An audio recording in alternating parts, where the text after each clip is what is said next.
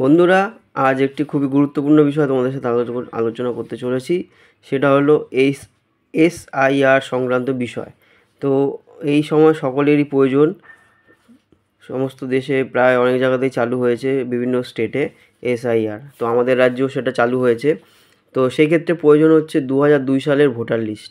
তো কি করে সেটা পাবে? অনেকে হয়তো পেয়ে গেছো, যারা পাওনি তাদের জন্যই ভিডিওটি। সম্পূর্ণ ভিডিওটি দেখো, অবশ্যই খুব সহজেই পেয়ে যেতে পারো তোমরা এই 2002 এর লিস্টটি। তোমার একটি স্মার্টফোন থাকলে সেখান থেকে খুব সহজেই তোমরা ডাউনলোড করতে পারবে। প্রথমে তোমাদেরকে যেতে হবে গুগল ক্রোম থেকে গিয়ে ওখানে সার্চ করে লিখতে হবে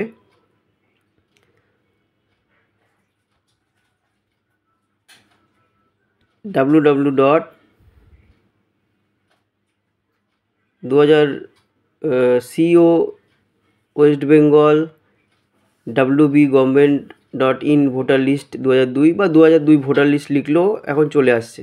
তো সেখানে গিয়ে তোমরা এই প্রথম অপশানে সার্চ করবে। এখান থেকে ভোটার লিস্ট 2002 পিডিএফ ডাউনলোড করার অপশান পাবে। সেখান থেকে খুব সহজেই তোমরা ডাউনলোড করতে পারবে। আমিও করেছিলাম, খুবই সহজ, এমন কিছুই নয়। তো তোমাকে জানতে হবে যে তোমার ভোটার লিস্টটি কোন, তোমরা যেখানে ভোট দাও সেই জায়গাটার নাম। সেই জায়গার নামটা পেলেই তোমরা খুব সহজে সেখান থেকে ডাউনলোড করতে পারবে। দেখো, প্রসেসটা খুবই সোজা। সিইও ওয়েস্ট বেঙ্গল বলে এরকম পেজটা থাকবে, সেখান থেকে তোমরা নিচের দিকে গেলে সম্পূর্ণ বিষয়টা পেয়ে যাবে। প্রথমে যাবে নিচের দিকে গিয়ে তোমার যে ডিস্ট্রিক্ট আছে সেটাকে সিলেক্ট করবে, কোন ডিস্ট্রিক্ট। আমার যেমন নর্থ চব্বিশ পরগনা ছিল, আমি সেটাকে সিলেক্ট করেছিলাম। এবং সেখান থেকে গিয়ে তোমার বিধানসভা কোনটা, সেই বিধানসভাটা তোমাদের সিলেক্ট করতে হবে। এবং তারপর সিলেক্ট করতে হবে হচ্ছে তোমার ভোট কেন্দ্র। এখানে অনেক নাম আসবে তোমার ভোট কেন্দ্র, সেটা সঠিক নামটা তোমাদেরকে জেনে নিতে হবে আগে। না হলে অনেক নাম থাকবে, তার মধ্যে খুঁজে পাওয়া খুবই মুশকিল হয়ে যেতে পারে।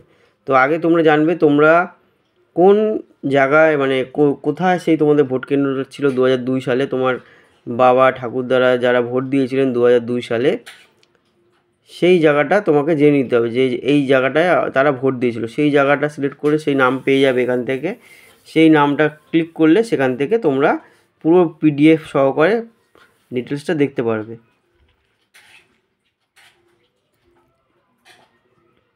আমাদের পানিহাটি ছিল, তো আমরা পানিহাটি ঢুকে খুব সহজেই পেয়ে গেছিলাম। এবং এখানে একটা ক্যাপচার আসবে, এই ক্যাপচারটা এখানে ফিল করে দিতে হবে, যেটা আসবে তোমাদের।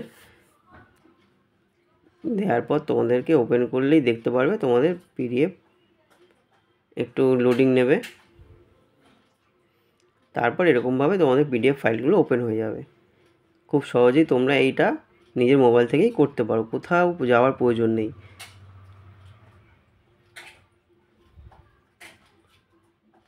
এখানে তোমরা তোমাদের বিধানসভার নাম, সেই সময় 2002 সালের, অংশ কত, ক্রমিক সংখ্যা কত, টোটাল ডিটেলসটাই পেয়ে যাবে।